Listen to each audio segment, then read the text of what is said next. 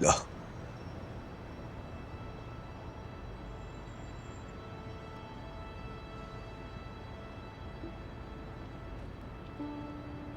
Oh. Malalim ang inisip mo, Papa. What seems to be the concern? Wala naman, anak. Iniisip ko lang, paano tayo nakarating sa ganitong sitwasyon? Saan ba ako nagkamali? Papa, lahat tayo nagkamali. Dahil sa pagtitiwala natin sa mga girero na yan. Pero pag nabawi na ni Tanggol, pagka-mayor niya, tapos na ang kaharian ng pamilyang yan.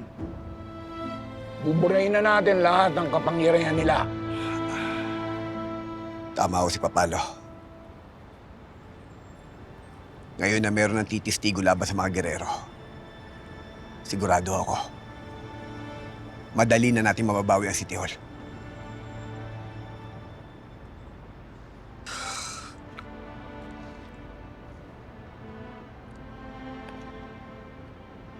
Maraming salamat. Salamat sa pagbabagong ginawa mo sa buhay namin ng iyong ama. At sa pagbabagong gagawin mo sa lungsod ng Manila. Maraming salamat.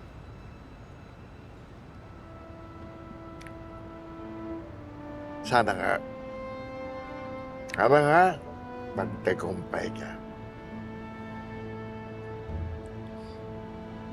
Huwag ko kayo mag-alala, Lo.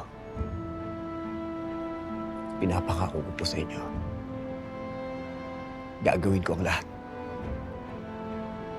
para mabawi natin ang Maynila.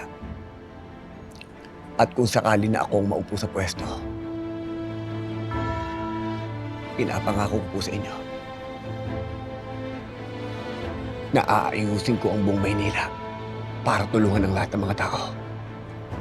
Yeah. Good son.